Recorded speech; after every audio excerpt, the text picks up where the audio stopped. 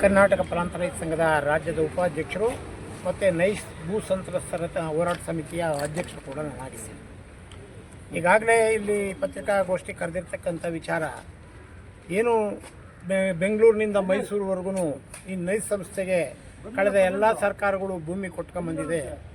ಆದರೆ ಆ ಭೂಮಿಯ ಕೊಟ್ಟಿರ್ತಕ್ಕಂಥ ಪರಿಸ್ಥಿತಿ ಯಾವ ರೀತಿ ಇದೆ ಅಂತಂದರೆ, ಅವ್ರನ್ನ ಏನು ಉದ್ದೇಶಕ್ಕೆ ಅವ್ರಿಗೆ ಕೊಟ್ಟರು ಅಭಿವೃದ್ಧಿ ಮಾಡಬೇಕು ಅಂತ ಅಂದ್ಬಿಟ್ಟು ನೈಸ್ ಸಂಸ್ಥೆಗೆ ಆ ಉದ್ದೇಶನೇ ಮರೆತು ಇವತ್ತು ಭೂಮಿಯನ್ನು ರಿಯಲ್ ಎಸ್ಟೇಟ್ ದಂಧೆಗೆ ಉಪಯೋಗಿಸ್ತಾ ಇರ್ತಕ್ಕಂಥ ಎಲ್ಲ ವಾತಾವರಣವನ್ನು ಕೂಡ ಇವತ್ತು ನಾವು ನೋಡ್ತಾ ಇದ್ದೀವಿ. ಅವರಿಗೆ ಕೊಟ್ಟಿರ್ತಕ್ಕಂಥದ್ದು 30 ವರ್ಷ ಲೀಸಿಗೆ ಮಾತ್ರನೇ. ಆದರೆ ಈಗ ಆಲ್ರೆಡಿ 27 ವರ್ಷ ಕಳೆದೋಯ್ತು, 28ನೇ ವರ್ಷಕ್ಕೆ ಕಾಲಿಡ್ತಾ ಇದೆ.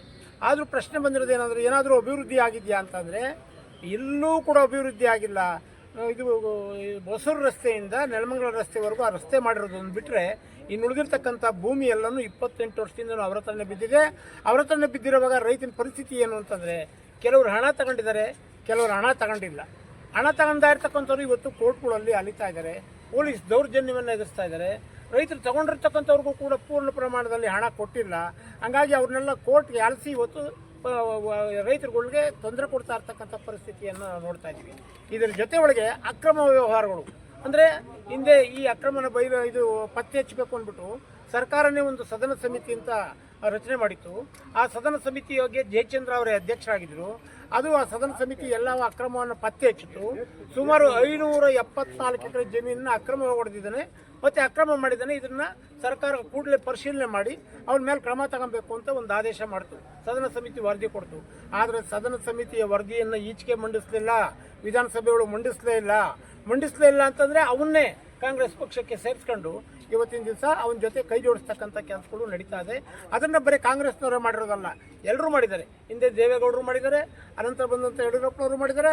ಎಲ್ಲರೂ ಕೂಡ ಆ ಪ್ರದೇಶದಲ್ಲಿ ಭೂಮಿ ಹೊಂದಿರತಕ್ಕಂಥವರೇ ಆಗಿದ್ದಾರೆ ಹೊರತು ಭೂಮಿ ಇಲ್ಲದೇ ಇರ್ತಕ್ಕಂಥವ್ರು ಯಾರಿಲ್ಲ. ಹಂಗಾಗಿ ನಾವು ಕರ್ನಾಟಕ ಪ್ರಾಂತ ರೈತ ಸಂಘ ನೈಸ್ ಭೂ ಸಂತ್ರಸ್ತರ ಹೋರಾಟ ಸಮಿತಿ ಹೋರಾಟ ಮಾಡ್ತಕ್ಕಂಥ ಕಾರ್ಯಕ್ರಮಗಳಿಗೆ ಅವರು ಹೊರಗಡೆಯಿಂದ ಬೆಂಬಲ ಕೊಡ್ತೀವಿ ಅಂತ ಹೇಳ್ತಾರೆ ಘೋಷಣೆ ಹೊರತು ಒಳಗಡೆ ಬಂದಕ್ಕೆ ನಮ್ಗೆ ಬೆಂಬಲ ಕೊಡ್ತಕ್ಕಂಥ ಯಾವ ರಾಜಕೀಯ ಪಕ್ಷನೂ ಇಲ್ಲ. ಇವತ್ತಿನ ಪರಿಸ್ಥಿತಿ ಹಂಗಾಗಿದೆ. ಮತ್ತು ಒಂದು ಎಕರೆಗೆ 60-41 ನಿವೇಶನ ಕೊಡ್ತೀವಿ ಅಂತ ಹೇಳಿದ್ರು, 27 ವರ್ಷ ಆದರೂ ಇನ್ನೂ ನಿವೇಶನ ಕೊಟ್ಟಿಲ್ಲ. ಹಂಗಾಗಿ ನಾವು ಎಲ್ಲ ಕಡೆಯನ್ನು ಕೂಡ ಈ ಭೂಮಿಯನ್ನು ಯಾವುದೇ ಕಾರಣಕ್ಕೂ ಇವನು ಕೊಡ್ಕೊಡ್ದು ಅವಧಿ ಮೀರೋಗಿದೆ. ಹಂಗಾಗಿ ಆ ಭೂಮಿಯನ್ನು ರೈತರಿಗೆ ವಾಪಸ್ ಕೊಡಬೇಕು ಅಂತ ಅಂದ್ಬಿಟ್ಟು ಒಂದು ಒತ್ತಾಯ ಮಾಡ್ತಾ ಇದ್ದೀವಿ. ಸರ್ಕಾರದ ಮೇಲೆ ಪ್ರೆಷರ್ ತರ್ತಾ ಇದ್ದೀವಿ. ಇಷ್ಟಕ್ಕೆ ನಾವೆಲ್ಲ ಮಾಡ್ತಾ ಇರ್ತಕ್ಕಂಥದ್ದು. ಅದ್ರ ಜೊತೆ ಒಳಗೆ ಸುಪ್ರೀಂ ಕೋರ್ಟ್ ಕೂಡ ಆರ್ಡರ್ ಆಗಿದೆ. ಮಾಡಿರ್ತಕ್ಕಂಥ ಕೆಲಸನೇ ಆಗಿರ್ಬೋದು, ಅಭಿವೃದ್ಧಿ ಕೆಲಸಗಳೇ ಆಗಿರ್ಬೋದು, ಇದು ಭೂಮಿ ವಿಚಾರ ಆಗಿರ್ಬೋದು, 2020ರಲ್ಲಿ ಆರ್ಡರ್ ಮಾಡಿದೆ. ಇದು ಪೂರ್ಣ ಅಕ್ರಮವಾಗಿರೋ ಜೊತೆ ಇದ್ರ ಬಗ್ಗೆ ಪರಿಶೀಲನೆ ಮಾಡಿ ಸರ್ಕಾರ ಕ್ರಮ ತಗೊಂಡು ಈ ಭೂಮಿಯನ್ನು ರೈತರಿಗೆ ವಾಪಸ್ ಕೊಡಿಸ್ಬೇಕು ಅಂತ ಸುಪ್ರೀಂ ಕೋರ್ಟ್ ಆರ್ಡರ್ ಮಾಡಿದ್ರು ಕೂಡ ಅದನ್ನು ಕೂಡ ನೆಗ್ಲೆಕ್ಟ್ ಮಾಡ್ತಾವನೆ.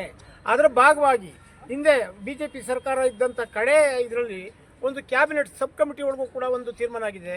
ಏನಂತ ತೀರ್ಮಾನ ಆಗಿದೆ ಅಂತಂದರೆ, ಈ ಭೂಮಿಯನ್ನು ಸರ್ಕಾರ ಪರಿಶೀಲನೆ ಮಾಡಿ ಆ ಭೂಮಿಯನ್ನು ವಾಪಸ್ ತಗೊಂಡು ರೈತರಿಗೆ ಹಂಚಬೇಕು ಅಂತ ಕೂಡ ಅವ್ರಿಗೂ ತೀರ್ಮಾನ ಮಾಡಿದೆ. ಇದು ಕೂಡ ಆಗ್ತಾ ಇಲ್ಲ. ಕಾರಣ ಏನು ಅಂತಂದರೆ, ಇವತ್ತು ಆಳುವಂಥ ಕೆಲವು ಪ್ರಭಾವಿತ ಸಚಿವರುಗಳು ಮತ್ತು MLAಗಳು ಎಲ್ಲರೂ ಕೂಡ ಅವ್ರ ಹತ್ರ ಹೋಗಿ ನೈಸ್ ಹತ್ರ ಅಡ್ಜಸ್ಟ್ಮೆಂಟ್ ಮಾಡ್ಕೊಳ್ತಾ ಇರ್ತಕ್ಕಂಥ ಪರಿಸ್ಥಿತಿಯಲ್ಲಿ ಇವತ್ತು ರೈತರು ಪಡ್ತಕ್ಕಂಥ ಪಾಡು ಅಷ್ಟಿಷ್ಟಲ್ಲ. ಯಾಕೆಂದರೆ ಎಲ್ಲರ ಮೇಲೂ ಕೇಸೆ, ಎಲ್ಲರ ಮೇಲೂ ಪೊಲೀಸು ಎಷ್ಟು ಮಟ್ಟಿಗಿದೆ ಅಂತಂದರೆ ರೈತರ ಪರವಾಗಿ ಬರ್ತಾನೆ ಇಲ್ಲ. ಅಲ್ಲೂ ಅವನು ಏನಿದ್ರು ನೈಸ್ ಒಂದು ಕಂಪ್ಲೇಂಟ್ ಕೊಟ್ಟ ಅಂದರೆ ಬೆಳಗ್ಗೆ ಅರೆಸ್ಟ್ ಮಾಡ್ಕೊಂಡು ಹೋಗುವಂಥ ಒಂದು ಪರಿಸ್ಥಿತಿ ಮಾಡಿ ರೈತರಿಗೆ ಕಷ್ಟ ಕೊಡ್ತಾವ್ರೆ. ಹಂಗಾಗಿ ನಾವು ಹೇಳ್ತಾ ಇದ್ದೀವಿ, ಇವತ್ತು ನಾಳೆ ಇದು 22ನೇ ತಾರೀಕು ನಾವೊಂದು ನೈಸ್ ಸಮಾವೇಶವನ್ನು ಮಾರದವಾರ ಟೋಲ್ ಹತ್ರ ಮಾಡ್ತಾ ಇದ್ದೀವಿ. ಮಾಡುವಾಗ ನಮ್ಮ ನಿವೃತ್ತ ಸುಪ್ರೀಂ ಕೋರ್ಟ್ ನ್ಯಾಯಾಧೀಶರಾದಂಥ ಗೋಪಾಲ್ ಗೌಡರು ಕೂಡ ಬರ್ತಾ ಇದ್ದಾರೆ. ಅಲ್ಲೊಂದು ತೀವ್ರ ಮಾಡ್ತೀವಿ. ಈಗಾಗಲೇ ನಾವು ಭೂಮಿನ ಹಿಡಿದಿದ್ದೀವಿ. ಯಾವುದು ನಾವು ದುಡ್ಡು ತೊಗೊಂಡಿದ್ರು ಭೂಮಿ ಹಿಡಿದಿದ್ದೀವಿ. ನಾವು ಎಲ್ಲೂ ಬಿಡ್ತಾ ಇಲ್ಲ ಅವನ್ನ. ಆದರೂ ಕೂಡ ಮುಂದಿನ ದಿನಗಳಲ್ಲಿ ಸರ್ಕಾರಗಳು ತೀರ್ಮಾನ ಮಾಡಿ ಈ ರೈತರಿಗೆ ಒಂದು ನ್ಯಾಯ ಕೊಡಿಸ್ಬೇಕು. ಇಲ್ಲ ಅಂತಂದರೆ ಭಾರಿ ದೊಡ್ಡ ಹೋರಾಟ ಮಾಡ್ತೀವಿ ಅಂತ ಆ ಸಮಾವೇಶದಲ್ಲಿ ತೀರ್ಮಾನ ಮಾಡೋ ಮಟ್ಟಕ್ಕಿದ್ದೀವಿ. ಇದು ನಮ್ಮ ಅಭಿಪ್ರಾಯ. ವೆಂಕಟಾಚಲಯ ಅಂತ ಕರ್ನಾಟಕ ಪ್ರಾಂತ ರೈತ ಸಂಘದ ರಾಜ್ಯ ಉಪಾಧ್ಯಕ್ಷ.